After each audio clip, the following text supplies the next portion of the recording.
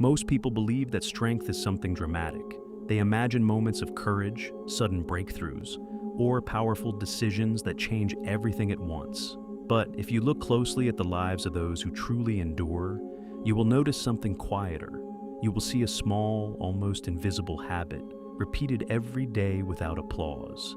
It is this habit, more than talent or passion, that separates the strong from the average.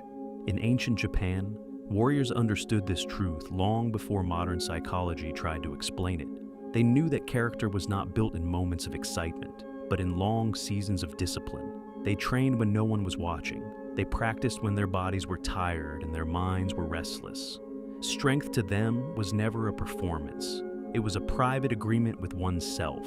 Miyamoto Musashi, the legendary swordsman and philosopher, wrote that true mastery comes from constant refinement of the self. He did not speak of shortcuts or bursts of inspiration.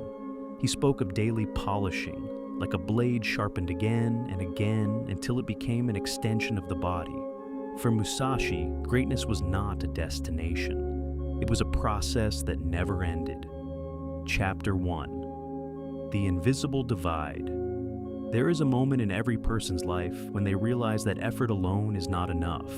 You can work hard for years and still feel unstable, uncertain, and easily shaken. You can stay busy and yet remain weak inside. This is the invisible divide between those who appear disciplined and those who truly are. Consider a man named Kenji. He is not famous, wealthy, or exceptional by social standards. He works in a modest office, lives in a small apartment, and lives a life that most people would describe as ordinary. From the outside, there is nothing remarkable about him. Yet inside, he carries a quiet strength that few notice. Kenji used to believe that motivation would save him. He waited for the right mood, the right time, and the right circumstances. When energy came, he worked hard. When it disappeared, he drifted. His life moved in cycles of intensity and collapse. Each failure made him more frustrated, and each restart made him more exhausted. One evening, after another abandoned goal, Kenji found himself reading about Musashi and the way of the warrior. What struck him was not the battles or victories, it was the discipline of routine. The idea that strength was built in boring, repetitive actions performed with full attention. Something in him recognized the truth of this immediately. Chapter 2. The Warrior's Daily Law. In Bushido, the way of the warrior, discipline was not negotiable. It was not dependent on mood, comfort, or recognition. A samurai trained because training was who he was. Action followed identity, not emotion. This principle shaped every aspect of their lives. Zen teachings reinforced this idea. Presence in each action, no matter how small, was considered a form of spiritual training. Cleaning a floor, sharpening a blade, or sitting in silence were all opportunities to refine the mind. Nothing was treated as insignificant. Everything was part of the path. Kenji realized that he had been living without a personal law. He reacted to life instead of governing himself. He decided to create one simple rule. Every morning, before checking his phone or speaking to anyone, he would sit in silence and review his priorities. No exceptions, no excuses. At first, it felt pointless. 10 minutes of stillness seemed too small to matter. Some days he was bored. Other days he was restless. But he kept going. He remembered Musashi's words about polishing the self. He trusted the process even when he felt nothing. Chapter 3. Resistance and self-betrayal. The greatest enemy of discipline is not laziness. It is self-betrayal. It is the quiet decision to break promises made to oneself. Each time you do this, you weaken your inner authority. You teach your mind that your words mean nothing. Kenji began to notice how often he tried to escape his own rule. He would tell himself that he was too busy, too tired, or too stressed. He would justify skipping his silence. Each excuse sounded reasonable. Each one slowly eroded his integrity. In Zen practice, this is called losing the center. When the mind wanders, the body follows. When intention weakens, behavior collapses. The warrior's task is to return, practice 3 days in a row. Kenji felt something shift. He did not feel guilt. He felt disappointment in himself, not dramatic shame, but quiet awareness. He saw clearly that he was choosing comfort over character. That realization changed everything. Chapter 4.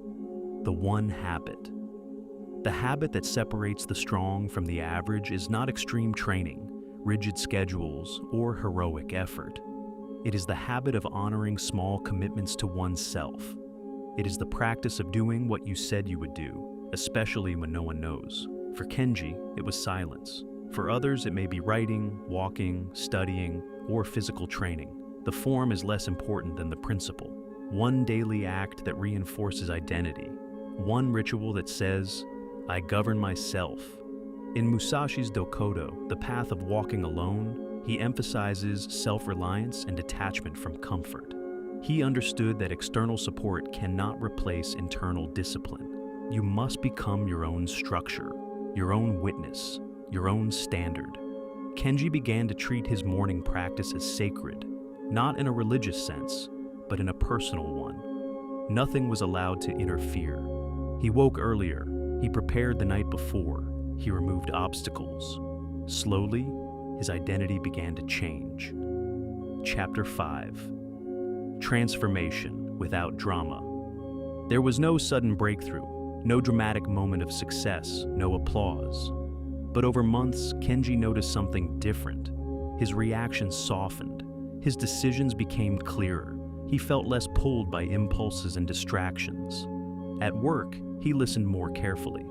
Under pressure, he paused instead of panicking. When problems appeared, he responded rather than reacted. Colleagues began to trust him, though they could not explain why. His presence had changed. This is the quiet power of discipline. It reshapes perception. It trains the nervous system. It builds emotional stability. In Zen, this is called cultivating stillness in motion, calm that remains even when circumstances shift. Kenji's life did not become perfect. He still failed. He still struggled.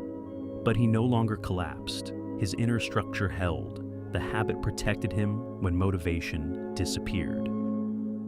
Chapter 6. Systems over feelings.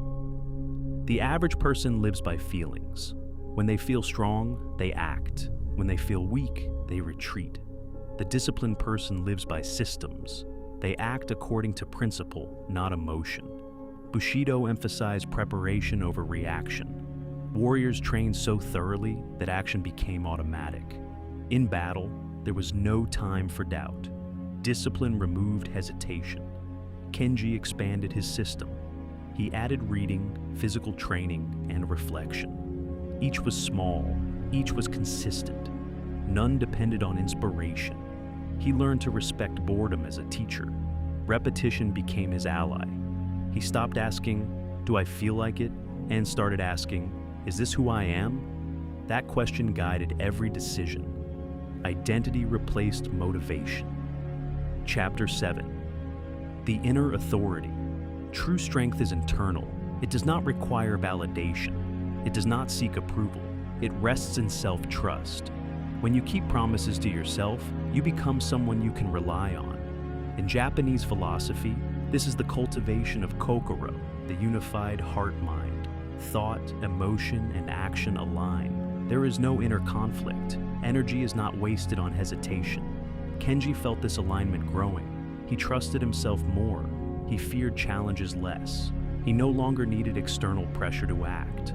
Discipline had become natural. He had crossed the invisible divide, not through ambition, but through devotion to one small habit. Chapter 8. Walking the Path. The path of Musashi wrote that you must understand the way in all things. This means every action is training. Every moment is practice. There is no separation between life and discipline. Kenji now lives this way, not perfectly, but sincerely. His mornings remain quiet. His commitments remain simple. His standards remain high. He walks his path without noise. It does not impress. It does not entertain. It does not announce itself. It simply continues. It is the habit of honoring your word to yourself, of returning to your practice, of choosing principle over comfort, of refining your character in private. If you adopt this habit, your life will change quietly. Your reactions will soften, your focus will sharpen, your confidence will deepen. Not because you became louder, but because you became stable. Strength is not built in moments of excitement. It is built in silence. It is built in repetition. It is built in loyalty to your own path. And once it is built, it cannot be taken from you.